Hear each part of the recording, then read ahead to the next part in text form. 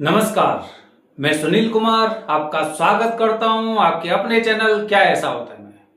दोस्तों, पिछली दोनों वीडियो मैंने आपको बताया कि केवल इतिहास इस देश में नहीं बदला गया था, काफी लोगों ने शास्त्रों को बदलने की कोशिश भी की, लेकिन उनका षड्यंत्र अभी पूरी तरह से कामयाब नहीं हो पाया। आज दोस्तों एक और वीडियो के माध्यम से एक और नया षड्यंत्र मैं आपको बताने की कोशिश कर रहा हूं। पूरा वीडियो देखिए, क्योंकि आपको पहले जानना बेहद जरूरी है कि क्या मैं सही कह रहा हूं या मैं गलत कह रहा हूं या फिर उनके षड्यंत्र का मैं भंडाफोड़ कर रहा हूं। दोस्तों ध्यान रखिए, जैसे कि काल सर्प दोष के कुछ विशेष मुहूर्त होते हैं, उन विशेष मुहूर्तों के बारे में आप में से बहुत से लोग जानते होंगे। जैसे सबसे पहला होता है बसंत पंचमी, उसके पश्चात महाशिवरात्रि। ये दोनों मुहूर्त निकल चुके हैं। अक्षय तृतीया 19 अप्रैल की और अक्षय तृतीया 19 अप्रैल की आने वाली है काल सर्प दोष की पूजा का विशेष मुहूर्त। वैसे भी त्र्यंबकेश्वर में मुक्ति के लिए आते हैं। कुंडली में काल सर्प दोष हो या फिर पितृदोष हो, कहते ना भटकते रहिए कहीं और मुक्ति मिलेगी यहीं। तो दोस्तों पहले से तैयारी करके रख लेना, क्योंकि पूजा से ज्यादा आपका रहने और खाने का खर्चा हो सकता है। पहले से अपनी व्यवस्था कर लेना और कोशिश करिए कि पूजा वरदानी पंडित जी से करवाएं। वरदानी पंडित जी जिनका संकल्प संतुष्टि नहीं तो दक्षिणा नहीं, बस ये बात आपको ध्यान रखनी है। विशेष मुहूर्त, विशेष पूजा और वरदानी पंडित जी। तो दोस्तों पिछली दोनों वीडियो मैंने आपको क्या बताया? सबसे पहले हमारे समाज में, हमारे माहौल में क्या बोलने की कोशिश की कि काल सर्प दोष की पूजा के दौरान नाग नागिन को प्रवाहित करना चाहिए, जो कि हमें कहीं पर भी नहीं दिखाई दिया। इसके पश्चात दोस्तों दूसरा जो अखंड झूठ बोलते हैं, जिसे कटु झूठ बोलते हैं, वो हमने क्या देखा कि ये वाली पूजन आपको घाट पर ही करनी चाहिए। मतलब काल सर्प दोष की पूजन घाट पर करिए, जिसकी वजह से आप यहां पर नाग नागिन के जोड़े को प्रवाहित कर भी सकते हैं।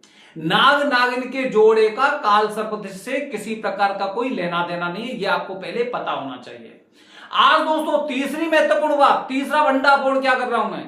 तीसरा भंडाफोड़ दोस्तों यह है कि यहां पर जब भी आप पूजन करेंगे, उज्जैन में करिए, आप इसके पश्चात हरिद्वार में करिए, वृंदावन में करिए, प्रयागराज में करिए या फिर गया जी में करिए, यहां तक कि काशी में करिए।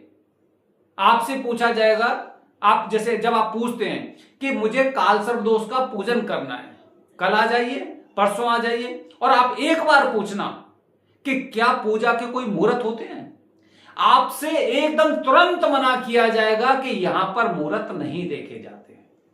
दोस्तों सोचिए, यह हमारा धर्म, हमारा सनातन धर्म एक ऐसा धर्म है जहां पर अगर हम बच्चे का किसी स्कूल में एडमिशन कराते हैं तो पंडित जी से मुहूर्त पूछते हैं। अगर जनेऊ पहना जाता है तो हम सबसे पहले मुहूर्त देखते हैं। अगर भूमि पूजन होता है, गृह प्रवेश होता है, शादी विवाह होती है या किसी प्रकार का कोई भी छोटे से छोटा कार्य होता है, फिर भी सबसे पहले मुहूर्त देखा जाता है। तो दोस्तों आखिरकार ये क्यों मना करते हैं? ये क्यों मना करते हैं कि मुहूर्त नहीं होता है? ये आपको खुद को सोचना होगा। दोस्तों ये कुंडली के दोष इस प्रकार के दोष हैं जो केवल इस जीवन से नहीं, बल्कि इस जीवन से तो इनका कोई लेना देना नहीं है, ये तो भोगने के लिए हुआ है। पिछली योनियों में जो भी हम कर्म करके आए हैं वो यहां पर भोगने के लिए आए हैं, भोगने के लिए। तो हमें नियमों का पालन करना चाहिए और इसीलिए इन पूजाओं को नियम सहित पूजा बताया जाता है। दोस्तों मुहूर्त, हर पूजा का मुहूर्त होता है। 1.25 लाख महामृत्युंजय जाप करेंगे तो सबसे पहले देखेंगे भगवान शिव जी का वास कहां पर है। भले ही ज्योतिर्लिंग में पूजन कर रहे हैं, और यदि ये लोग कहते हैं कि बिना मुहूर्त के यहाँ पे मुहूर्त नहीं देखा जाता है, तो इनसे पूछना कि आपके बच्चे की शादी हुई होगी, आपने शादी की होगी, क्या बिना मुहूर्त की शादी की? आप गृह प्रवेश किया होगा, आपने कोई भी कार्य किया होगा, क्या आपने मुहूर्त देखा था? कि केवल हमारे लिए मुहूर्त नहीं है, ये आपको सोचना चाहिए। दोस्तों मुहूर्त हम सभी देखते हैं, सनातन धर्म में मुहूर्त देखा जाता है। जब भी चुनाव होते हैं मुख्यमंत्री के, प्रधानमंत्री के, तो ये भी मुहूर्त निकालते हैं। अरे चलिए ठीक है, अगर उज्जैन में महाकाल बैठे हैं या फिर काशी में विश्वनाथ जी बैठे हैं, त्र्यंबकेश्वर में त्र्यंबकेश्वर नाथ बैठे हुए हैं, तो भारत देश में ही। अगर प्रधानमंत्री जी शपथ ले रहे हैं तो वो है तो भारत में ही, ऐसा तो नहीं भारत से बाहर हो। ठीक है, अगर मुख्यमंत्री शपथ ले रहे हैं, उत्तर प्रदेश में ले रहे हैं, मध्य प्रदेश में ले रहे हैं, फिर भी मुहूर्त के अनुसार ले रहे हैं ना, तो फिर क्यों मुहूर्त नहीं बताया जाता है? ये केवल आपको बेवकूफ बनाया जाता है, आपको अंधेरे में रखा जाता है, आपको धोखा दिया जाता है। हमेशा पूजन मुहूर्त के अनुसार करना चाहिए। जैसे हमने आपको क्या बताया, मंगल की पूजा करनी है आपको। मंगल की पूजा कब करिए? मंगल की पूजा वैसे तो आप कभी भी कर सकते हैं, लेकिन यदि कुंडली में मंगल दोष है तो मंगलवार को करिए, या फिर नवग्रह में जो मंगल के मित्र ग्रह होते हैं, रवि, चंद्र, गुरु, मतलब रविवार, सोमवार और गुरुवार को भी आप ये पूजन निश्चित रूप से कर सकते हैं अगर कुंडली में दोष है तो। अगर वैसे ही करना चाहते हैं तो 7 दिन करिए, कोई समस्या नहीं है, लेकिन कुंडली में दोष है तो सबसे पहले आपको मुहूर्त देखना चाहिए कि उस ग्रह से संबंधित मुहूर्त मेरा बनता है नहीं बनता है। इसी प्रकार दोस्तों, क्योंकि हर प्रकार के कुंडली दोष में हवन भी होता है, हवन होता है, इसके लिए हम अग्निवास देखते हैं। और अग्निवास ऐसा नहीं कभी भी आ जाइए तभी यहां पे अग्निवास हो जाएगा, ऐसा नहीं होता है दोस्तों। ये एक ऐसा झूठ है, ये एक ऐसा झूठ है कि जिसकी वजह से कहीं ना कहीं कहते हैं ना कि मुगलों ने इतिहास बदला, मुगलों ने नहीं बदला था, इसी देश के लोगों ने बदला था, और शास्त्रों को भी इसी देश के लोग कुछ बदलने की कोशिश कर रहे हैं।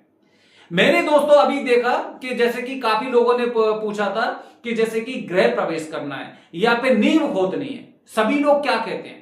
ये कहते हैं ईशान कोण से नंबर लगा दीजिए, शुभ ही शुभ होगा। अरे ऐसे नहीं होता है कि ईशान कोण से आपने नंबर लगाया और खुदाई का और कार्य हो गया।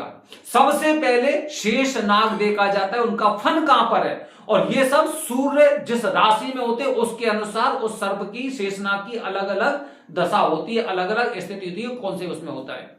तो दोस्तों धीरे धीरे करके वैसे काफी चीजें तो खत्म होती जा रही, लेकिन हमें नियम से चलना है, हमें धर्म के अनुसार चलना है, हमें सनातन के अनुसार चलना है। नाग नागिन को प्रभावित करने से काल सर्प दोष खत्म नहीं होता, नाग नागिन का मतलब ही नहीं होता है। 9 नागों का पूजन होता है काल सर्प दोष पूजा में। घाट पर पितरों की पूजा होती है, काल सर्प दोष की पूजा नहीं होती है। राहु केतु की शांति घाट पर नहीं होती है। जो कोई भी पूजा हो, कुंडली में जो भी दोष हो, उसके लिए मुहूर्त की आवश्यकता होती है, मुहूर्त के अनुसार ही पूजन करना चाहिए। इन लोगों के चक्कर में मत फंसिए। सबसे पहले कुंडली में काल सर्प दोष होगा तो कह देंगे उज्जैन चले जाइए। इन्हें कुछ पढ़ाई नहीं है, इन्हें जानकारी नहीं है, इन्हें बोलना चाहिए उज्जैन में आप पूजन कर सकते हैं, लेकिन मुख्य स्थान इसके लिए त्र्यंबकेश्वर है। बताना चाहिए, लेकिन आजकल कोई नहीं बताते, आपको बिल्कुल नहीं बताएंगे। तो दोस्तों ध्यान रखिए, कोई भी पूजा हो मुहूर्त के अनुसार करिए, इनके अनुसार मत करिए, मुहूर्त के अनुसार करिए। बने रहिए हमारे चैनल के साथ दोस्तों, आने वाली वीडियो में कुछ और नई और विशेष जानकारी। हर हर महादेव, हरिओम।